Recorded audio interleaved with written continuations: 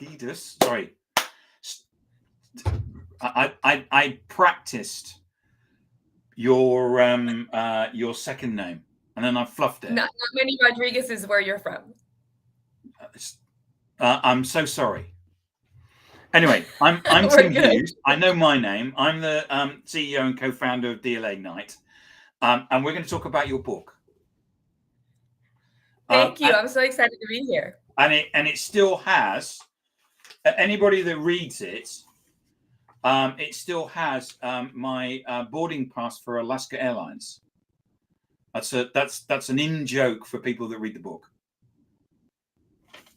Yes. So read the. So, I love that. So, Miri, where can people find you? Absolutely. So Miri Rod, I-R-O-D. I won't make you spell my entire life. So R-O-D, M-I-R-I. All of the information on me, social media. So I just wanted to say about the book, right? Okay. Yeah. So I'm just gonna. So an interview is supposed to be you talking, but I'm going to talk for a bit, right? And I have actually said this to you before, but I'm going to say it live. I really enjoyed it. Now, and I've told you this before. When I got this, I thought, not another book on storytelling. And I thought, oh, here we go. It's the same old. And then when I got to, I've lost my place down there. When I got to, it's like page 30 or something, where it's like, here it is, page 31. And it's like, no, this is different. Oh, this is a different book on storytelling. And I've not read a book like this before on storytelling. And I've spoken to a lot of people on this podcast about storytelling, and I've not spoken to anybody or read anything like this before. Wow. Well, Tim, first of all, I'm honored that you would say this, coming from the expertise that you have on books, you yourself being an author. When you did tell me this, it's one of the greatest honors to hear this from someone like you. Because I did want this to be different for people. I wanted to democratize storytelling and make it simple for people to understand it, not as a concept that everybody was talking about, but as a practical day-to-day use that we can break through the parameters and the norms and content. So thank you. That means a whole lot. And it's interesting about what you do for a living. Yeah. Because if you brainstormed and said, okay, who's the hardest people in the world to do storytelling? You'd go, well, it's probably IT technical people. And what do? You help IT technical people write stories. That's correct. Stories. It's just, and it just oozes out of this, because you say, I've walked into rooms where there people have said, with their arms folded, we've got the best product in the world. We don't need to tell stories. That's right. And it's very, it's scary every time I do it. Even today, I walk in a room and it's full of engineers, and I'm going to give a talk. I'm actually going to give a talk, in an hour from now, to a group of engineers. You're in Vegas at the moment in a hotel. I'm in Vegas, and I apologize about the lighting. It's so little. The sun hasn't work like watching live. And so, yeah, and every time, I walk in and I'm like, these group of people are going to criticize every single part of my content. And I know it. And I love it, actually. I love it, to be honest. And it keeps me over that edge. You know what I mean? So just give us, a little bit of background and give us what your view of storytelling is. Yeah. So for me, well, my background, I came into tech about over 15 years. I won't date myself, but yeah, it's been a little bit. And I came into the marketing and comms field, supporting functions in verticals for different aspects of tech. And specifically at Microsoft, I've been there 10 years. Within those 11 years, actually now, wow, 11. And within those 11 years, the last 6 I've spent in storytelling. And especially, obviously, within the engineering space. And so that was, for me, a very new way content. I knew content from a Marcom perspective, and I clearly did not, and especially in this storytelling and what it could do and what it was. And so I went on to really understand, to learn it. I began to use the design thinking process, and that process for me was around, empathy, really encoding what I call encoding empathy into our content, and then teaching it first and teaching it to other people, because I didn't know how to do that. I didn't know you could become an empath. I thought that was a personality trait. So for me, it was really a really personal experience, and then I delivered that to other people that wanted to learn. And I think, what you do in the book is you explain the journey about the fact, and you're very, you share your vulnerability, which is that you admit, I was rubbish at this. Yeah, 100%. And I didn't know how bad. I was like, I literally thought, oh my God, I'm getting fired quickly. This is not working for me. And I had that fear. I did. I was like, I'm not good at this at all. And so I am a patient one and subject one in this testament that we can all become great storytellers. It's more about designing the content, becoming mindset versus just. So if we fast forward to, you've been in Microsoft now for 11 years. Yes. We had the pandemic for 2 years. Yep. Then all of a sudden AI has hit us. Yeah. Why in this post-pandemic world where we're going to write everything by AI and everything's going to do it for us, why is storytelling still important? Wow, it's really interesting to think about the pre, the during, and then of AI, where have these incredible machines who are helping us now think through content differently and enabling new capabilities as humans, right? Giving us time back, allowing us to really do all the things that I struggle with my limitations, time of my own personal biases, really trying to be empathetic, but I have this, right? And so for me, when I think about this progress that we've made as humans, I think COVID awakened us.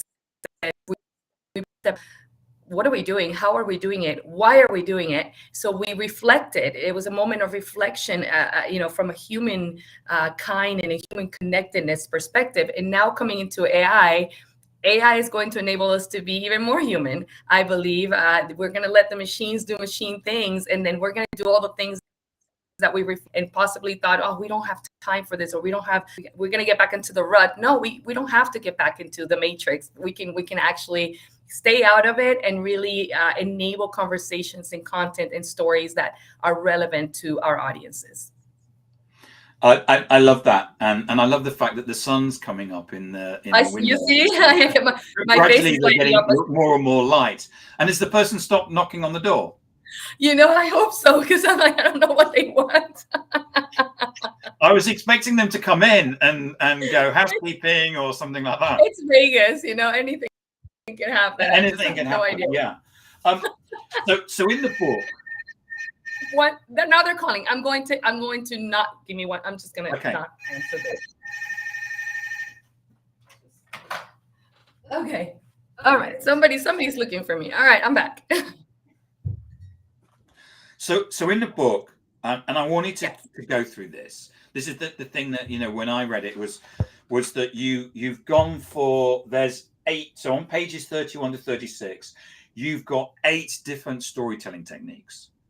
And I've never seen this before. Maybe I'm just naive about storytelling.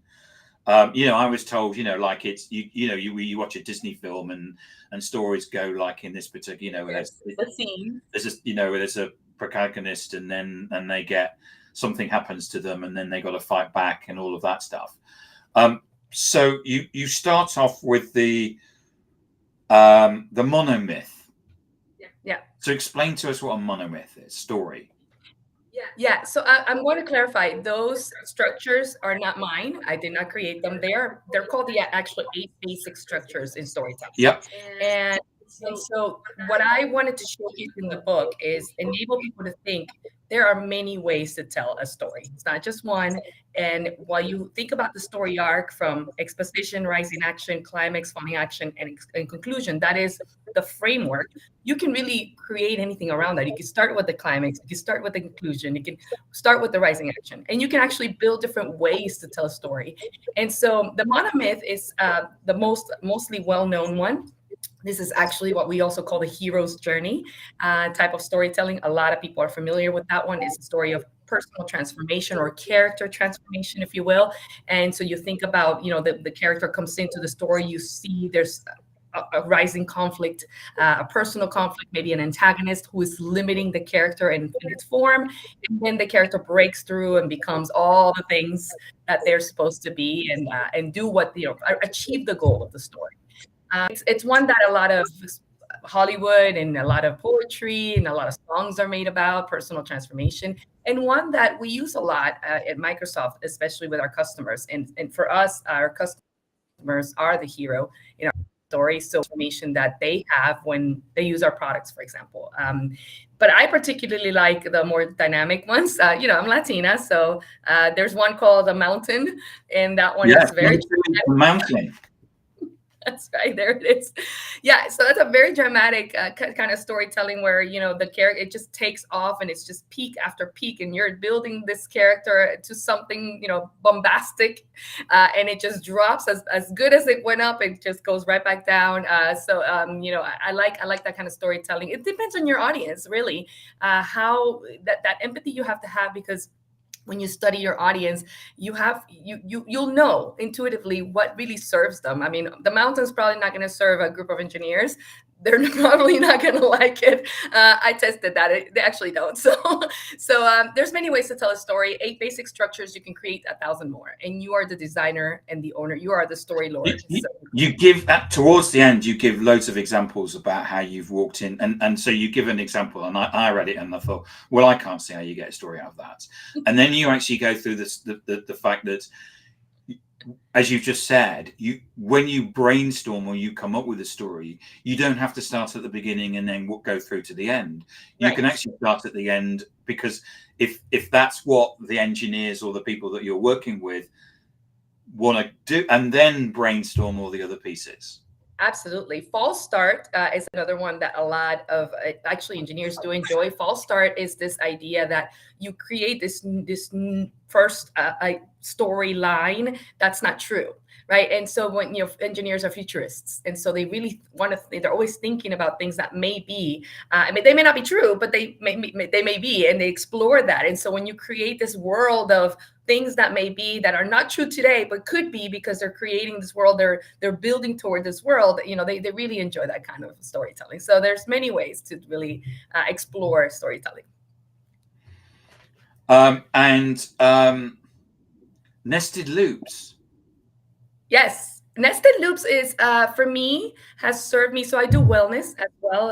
It's part of my brand. I love to advocate for mindfulness and wellness. Nested loops is this idea of stories that may not may seem disconnected. Think about just one loop after another, but they are actually going to meet in an essence of a theme of a story. So nested loop serves to really tell many stories in one, and really thinking about different storylines that at the end come together in this one big umbrella of what you're trying to convey. This actually helps in marketing. A lot of marketers want to tell mini stories, but sometimes they might forget the overall story of the brand. What does the brand stand for? It helps kind of bring it all together consistently. And you can tell this mini story here, this story about, a vertical in the company that may seem disconnected, it's still the company. And so it comes under the umbrella of the mission of the brand, for example. So that one's fun. Because you talk about in the book about how in different roles in Microsoft, Microsoft has been through its own transformation in terms of the leadership. Absolutely. You now have very different leadership than you did before. And in fact, the leadership now is insistent on stories. So there is a overarching story that comes from Microsoft, but there are stories that come down through the categories and the subcategories. Exactly. And that's the way we must think of storytelling.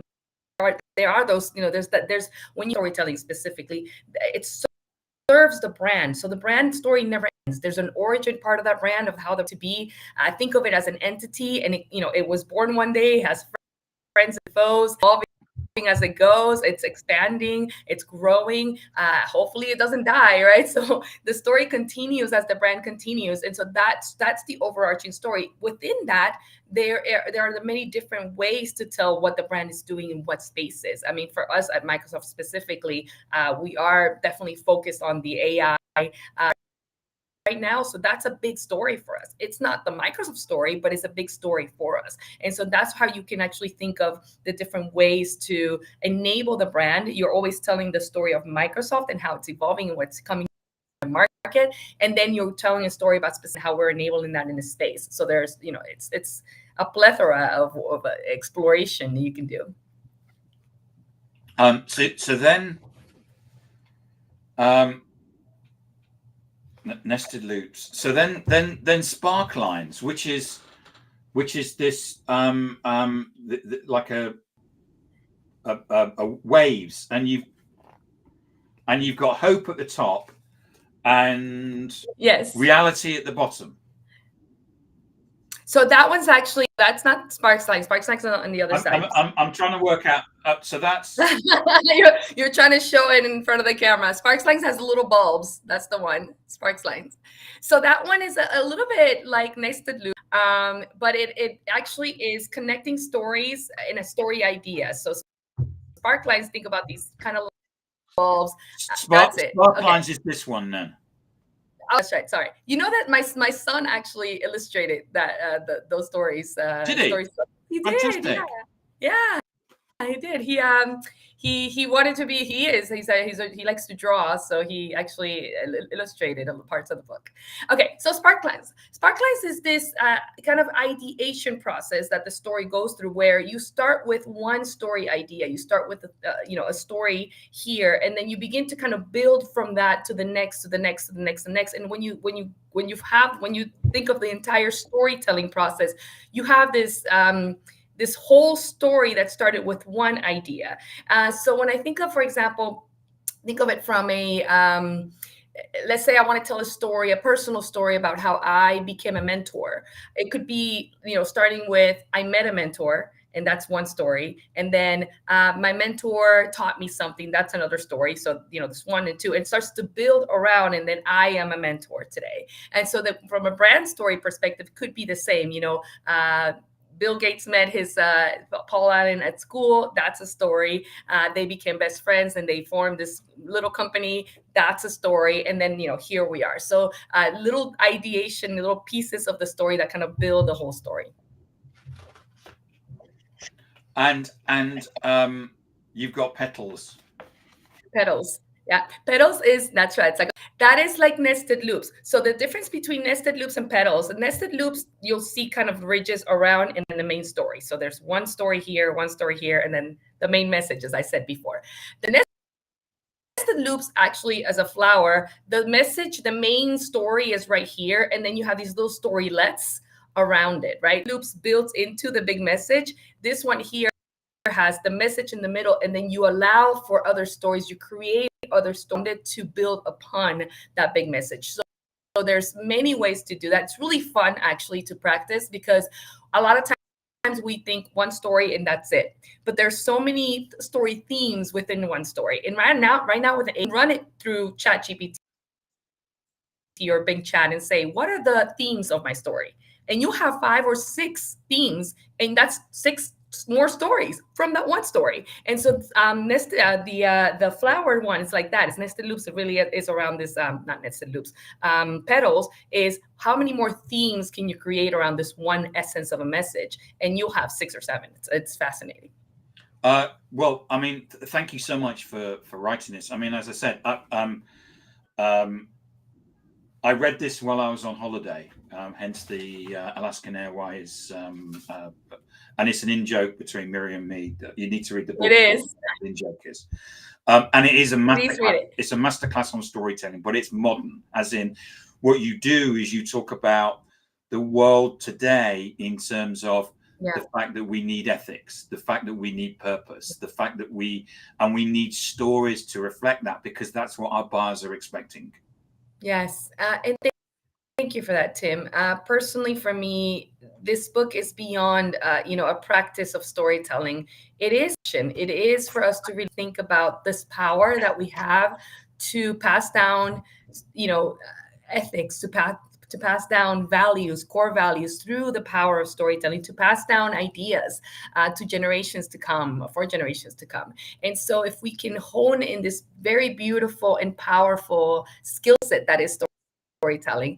A lot of us are like, okay, brand storytelling for the business, yes. But for us personally, how it did transform me. I'm not the same person I was before I embarked on this storytelling journey. And I'm grateful for it. And I hope that people will also become, more aware, more reflective, more empathetic toward one another through the power of storytelling. One thing that I find every single time is, I wrote a story about Alaska Airlines. You read the story. You had a story, and now we have this really shared connection there that we will always have.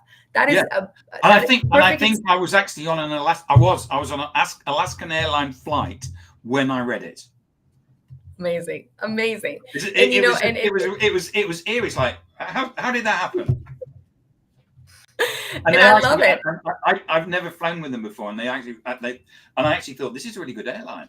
Yeah, they're very good, very good. They're my favorite out here. They're my favorite, and so yeah, this is a perfect example of two straight living in two different parts of the world, and we meet through one story, and now we're connected to that story. It's powerful, it's real, it happens, and we have the power to design and create that with intention. So, Miri, that's a fantastic way to end the conversation. Thank you so much.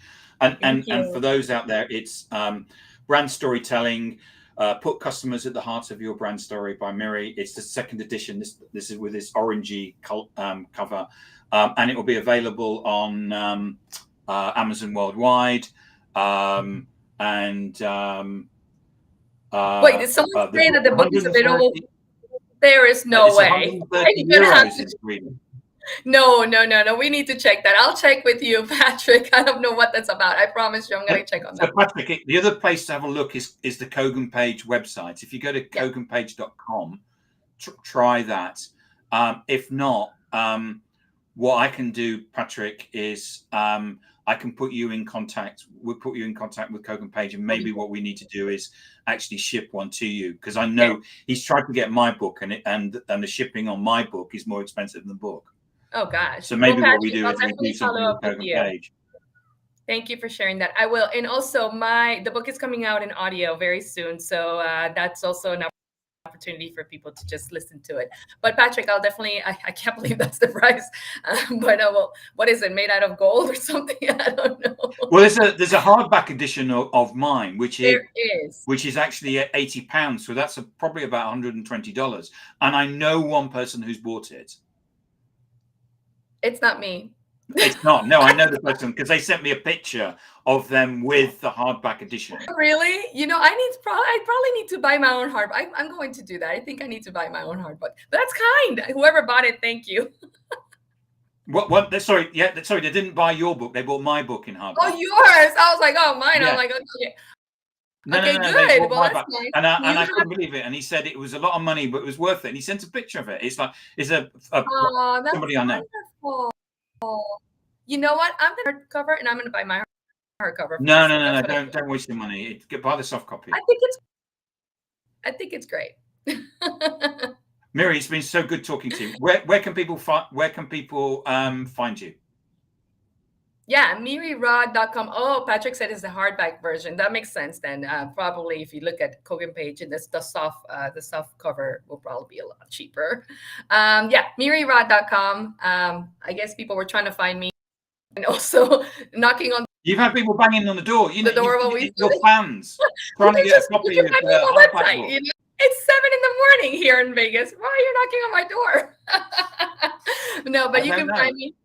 I know, crazy. You can find me on my website, mirirod.com. I do answer within 24 hours. I try my best to connect with everyone. I really do. So ask me a question, whatever your need The new version is actually has the workbook, which I'm really proud of, and that's part of like the new thing. The newness of the book is that you can actually apply these concepts one by one and create your own stories through the workbook. So that should be fun.